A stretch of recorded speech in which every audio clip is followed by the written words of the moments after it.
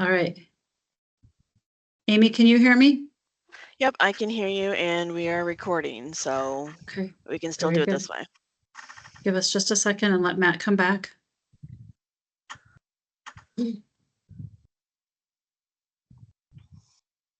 All right, we're on. They can hear us all. We've seen it. We've said hello, and we're moving on. So you're up, Matt.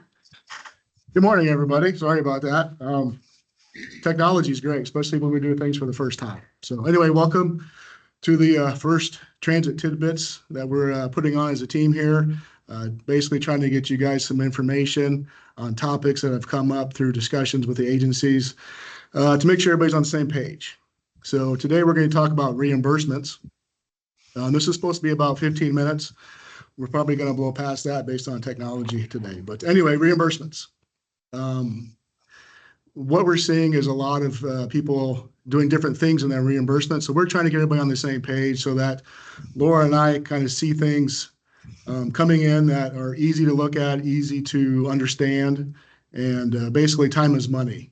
So when Laura and I spend a lot of time trying to decipher information and getting more information and getting corrected information, it kind of just ruins the schedule, makes it tough for us to stay on track to get everybody their funding that they've for the reimbursements.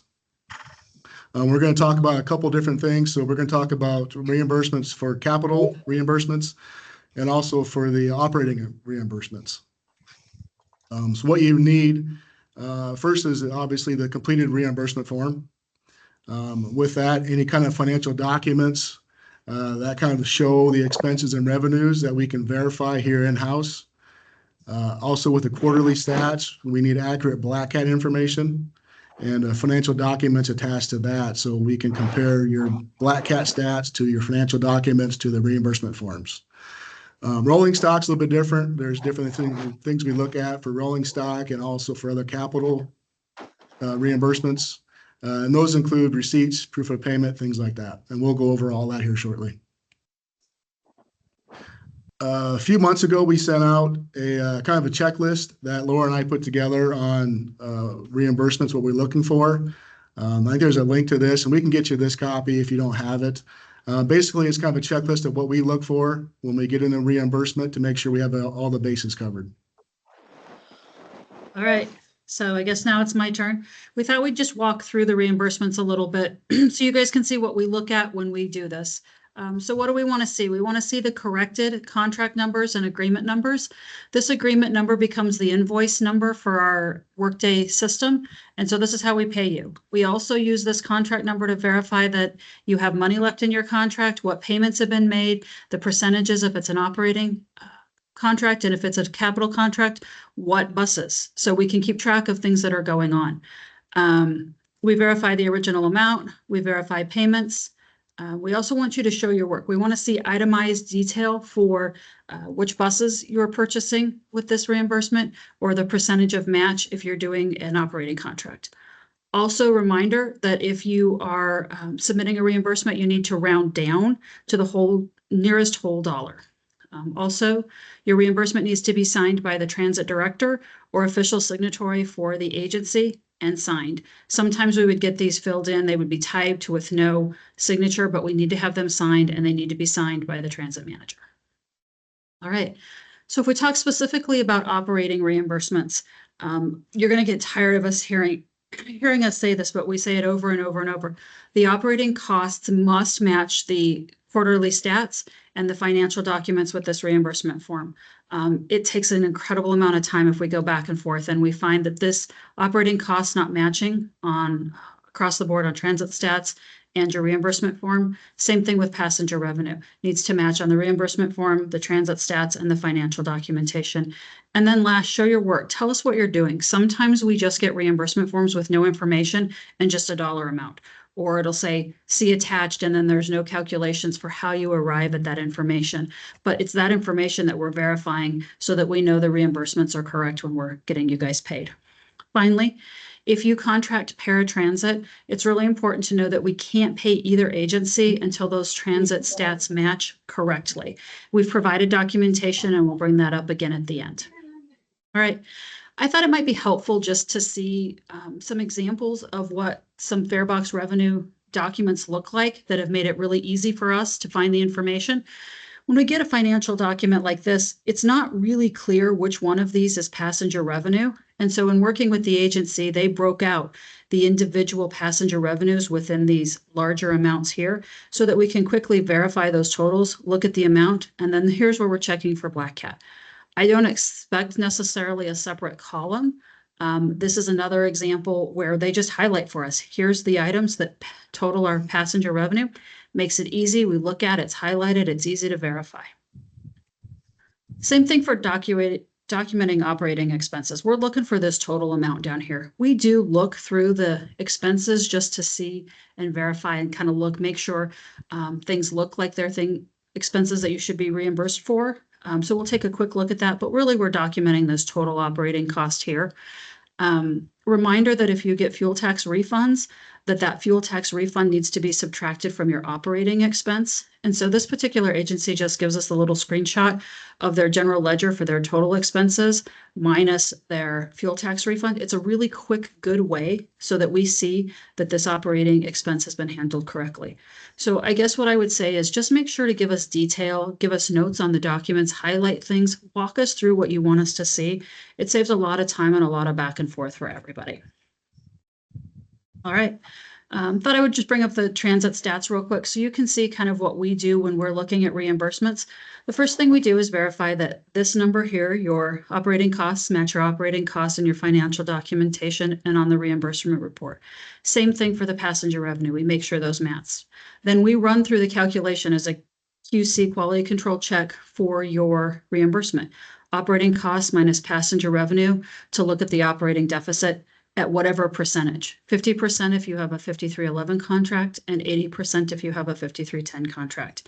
Then we compare that amount that you're eligible for reimbursement against the remaining contract. So we know that if you can get the entire amount or just the amount that's left on the contract. We do look at the total operating deficit, but also know that we look at the individual lines. So each individual line shouldn't be more than 50% of TA reimbursement requested either. So take a look at that. Those are things that if they're not correct, we'll be kicking back to you. And last, I just wanted to again remind you that we sent out for those agencies that do contract paratransit, we sent out this document to guide you through where your paratransit stats should match in terms of rides, vehicle miles, revenue hours, and where they may not match in terms of operating costs or contracts, depending on how the contract is set up for your paratransit. So just make sure you take a look at that and follow that guidance as much as possible. We're trying to get everybody on the same page. I know there's been a lot of back and forth over the years, but this is our way of getting it consistent moving forward. All right, Matt, up to you. Okay, moving on to reimbursements for rolling stock buses. What we're looking for here, again, like Laura mentioned, is the right grant number at the top with the current contract number, the DOT contract number. Again, where this money is coming from, and then we get down into show your work down here. To bring up. Yeah. Okay, if you just click on it, should go.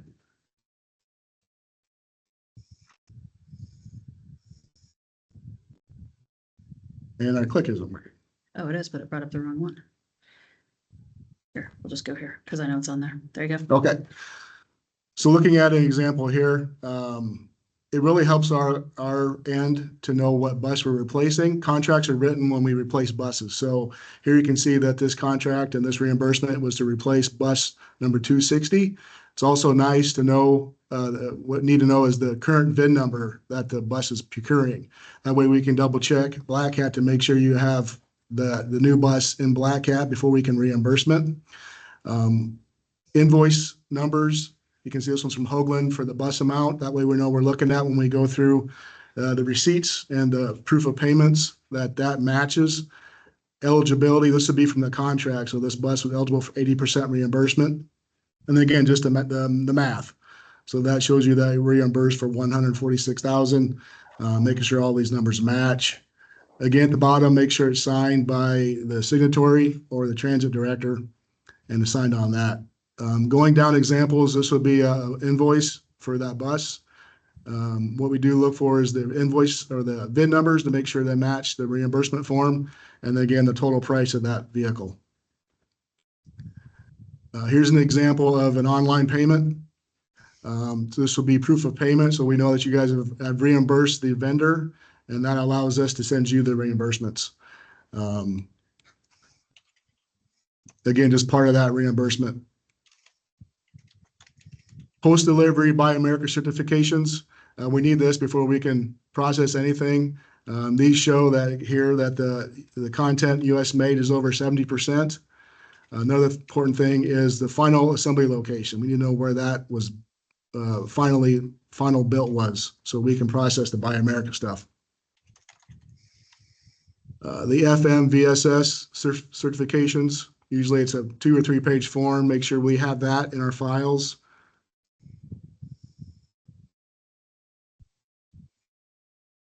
And then what you guys fill out is the post-delivery audit certifications. This is it's a link on our website, and we can send you that too if you need. But it's a 2-page form filled out by you guys. We go through the information, but basically final stage manufacturer, the contract award date, what vehicle it was, and then signed. Again, this has to be signed by the transit director or the signatory. Again, 2-page form, post-delivery Buy America stuff.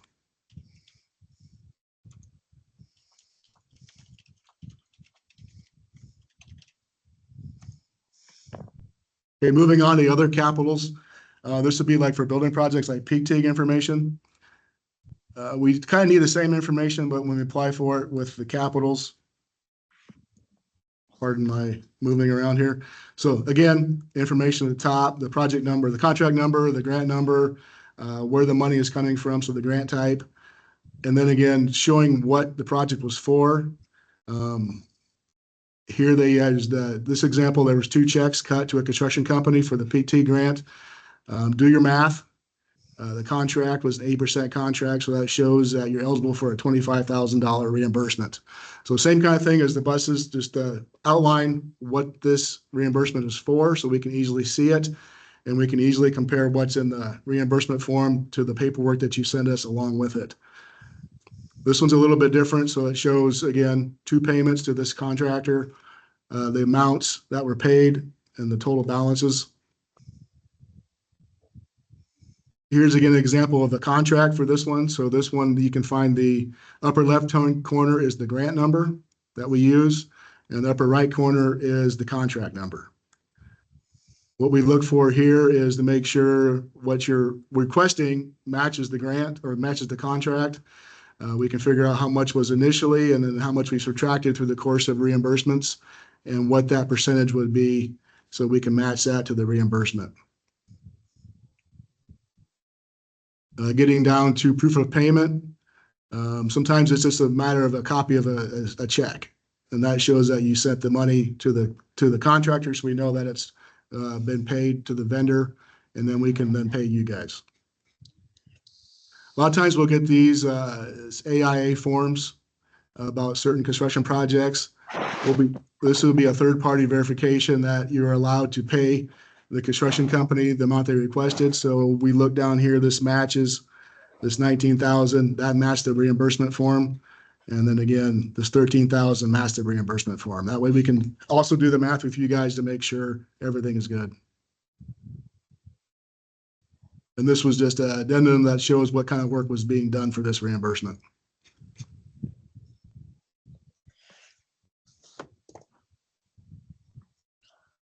So now we thought to make this a little bit fun, so you didn't have to just sit and listen to Matt and I the whole time, but to reinforce some of the ideas, Emma's going to walk us through a game. So if you can pull out your phone and scan that QR code, we'll pass it over to Emma and she will start the game. Alrighty, so I'm pulling up my screen. Let's see. Are you seeing the slide? Yes, Emma, Yes, we are. okay, great. Yes. Okay, so I'll have the QR code also on the next slide. So if you guys could join, you should be able to scan the QR code or join using the number at menti.com.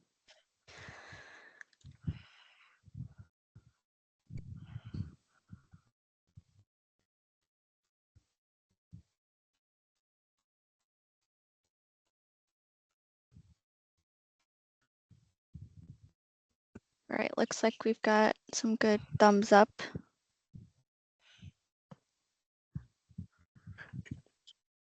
Righty.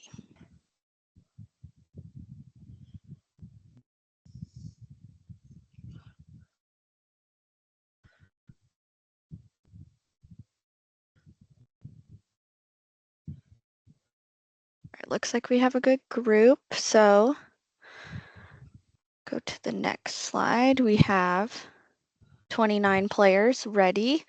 Has everyone that's wanted to join signed up? Yes, okay. So I'm gonna go ahead and start the quiz. So it'll all be on your phone as well.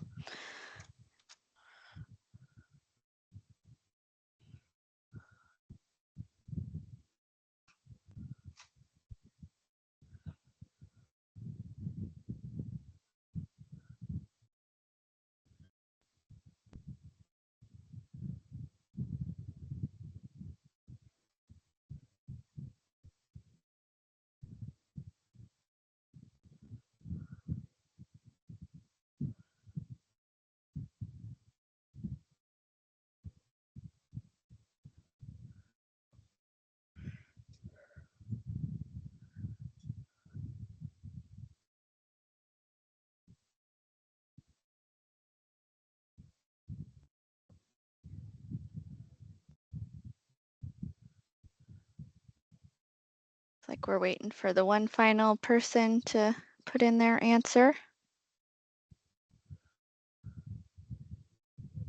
All right.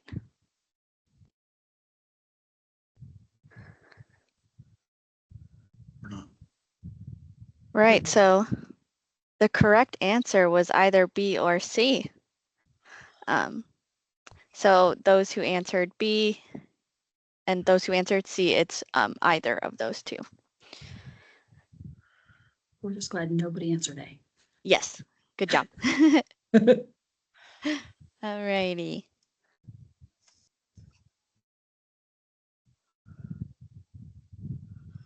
True or false, passenger revenue and operating expense lines must match on the quarterly statistics report, profit and loss statement, and reimbursement form.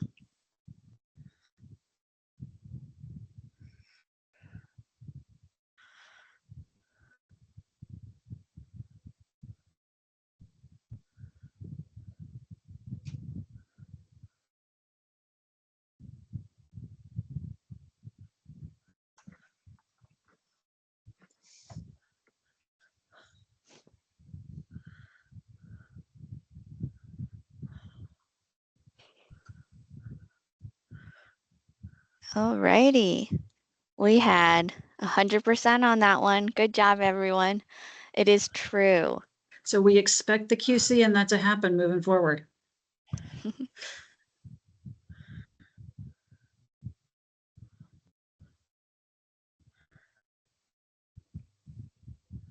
All right.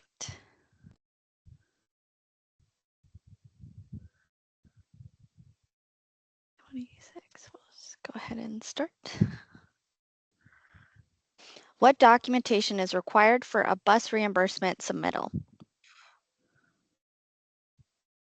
We have A, location of final assembly, B, proof of payment, C, post-delivery certifications, D, B and C only, and E, all of the above. Look at all these fast votes coming in. Good job, guys.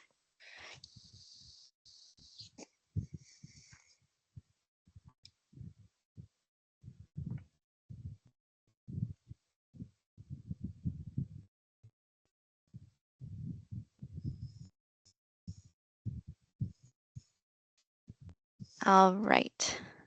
So the correct answer was E, all of the above. So location of final assembly, proof of payment, and post-delivery certifications.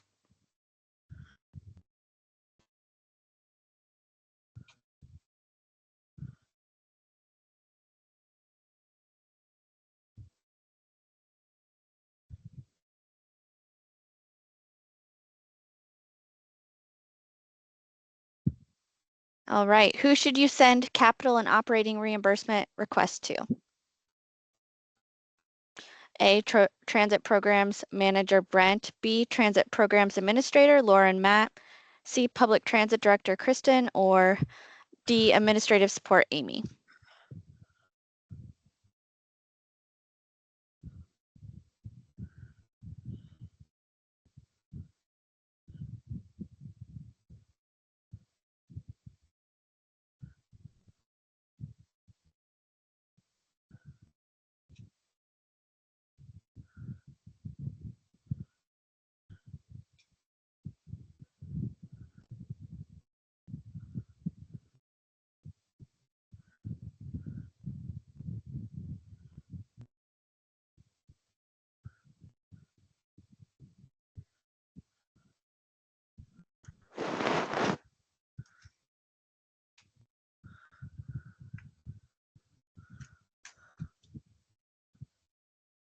All right, the correct answer is B, Transit Programs Administrator Laura and Matt.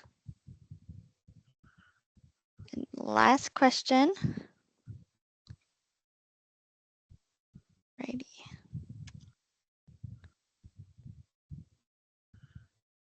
When dealing with decimals on an FTA reimbursement, do dollar figures round up or round down?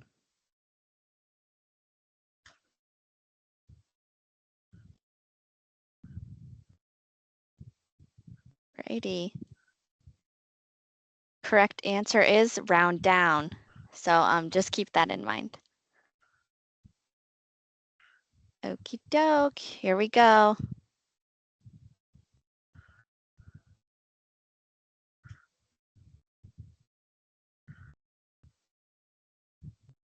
Me one. Me won.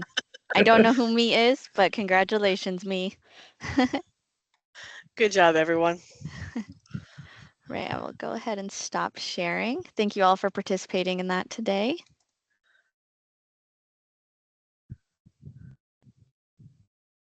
All right, Matt, take All it right. home. Yeah, thanks, everybody. This is going to kind of conclude our quick presentation. Thank you for, first of all, for your patience to start this out. It worked perfectly last week when we tried it. Not sure what the glitch was today. We're going to have this presentation. I think it's recorded, so we can get you, if you want, we can get you a link to the presentation today. If you have any other questions, you can contact either Laura or me, whichever one is in your agency. And then finally, if there's any kind of specific topic that you want to have us kind of go over, just send that to us and we can put it on our list. We're going to try to have these quarterly, depending on everybody's schedules. But yeah, we're going to keep trying to do this just to keep information out in your hands and to answer questions that we're seeing on our end to get the answers to everybody. So again, thank you. And I think that's it. Have a great day, everybody. Thank you.